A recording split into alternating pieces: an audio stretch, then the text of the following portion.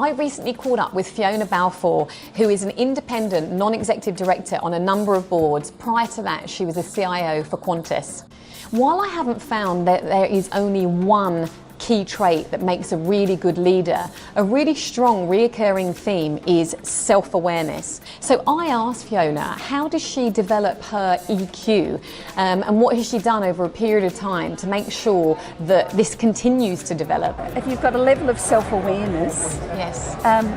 Again, it just takes a bit of bad feedback for you to realise, oh, I really should have handled that in a better manner. Now, I try to manage myself quite actively on EQ still because I have a tendency for my brain to run off very, very quickly, leave others behind, and certainly I find as a director it's very important for me to lay the trail of breadcrumbs for how I get from point A to B.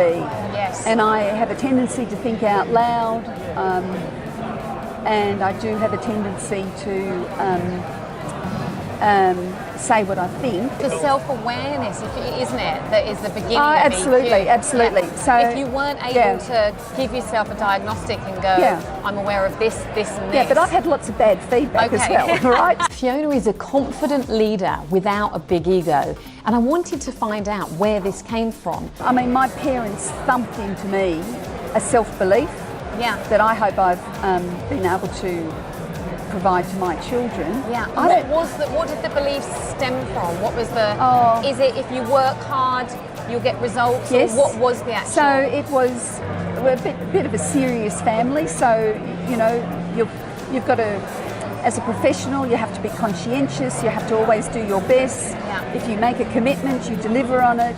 A lot of them are very old-fashioned, Protestant work ethic type of values, but that was instilled into me. Yeah. I still get very cross with people who are lazy, don't use opportunities, and as my children will tell you, leave light switches on all around the house. Yes. Yeah. So, which, I mean, that's just symbolic of the generation I was brought up in.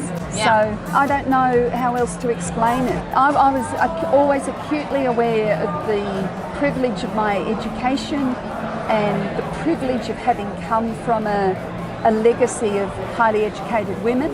Yeah. And it was never said in so many words, but the implication was that, you are being highly educated in order to go and do likewise. I really respect how deeply grateful Fiona is for her privileged background. She seems honour bound to be the best that she can be for herself, but for her parents, for the organisations and the colleagues that she works for.